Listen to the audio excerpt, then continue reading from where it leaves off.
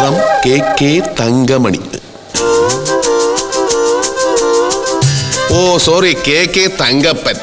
ഇതേതാ ഈ KK തങ്കപ്പൻ? ആരെങ്കിലും വേട്ടെ, നീ പോയ ഡോക്ടറെ ഒന്ന് വിളിച്ച, ഇല്ലെങ്കിൽ ഇപ്പൊ ചാവും. From KK Thankamani.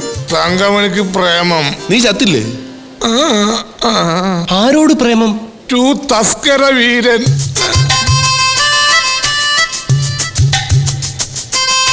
കത്തുപൊട്ടിക്കാതെ നിനക്കതെങ്ങനെ മനസ്സിലായി? ദിശ അറിയുന്ന പോസ്റ്റ്മാൻ പശ അറിയാതെ വായിക്കും.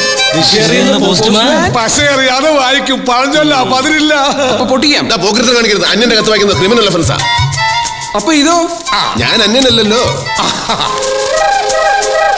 സത്യം, ആദ്യം കണ്ടപ്പോ തന്നെ ബേബിച്ചൻ ഒരു അന്യനാണെന്ന് എനിക്ക് തോന്നിയതേയില്ല. ആദ്യം കണ്ടപ്പോ തന്നെ ബേബിച്ചൻ ഒരു അന്യനാണെന്ന് എനിക്ക് തോന്നിയതേയില്ല.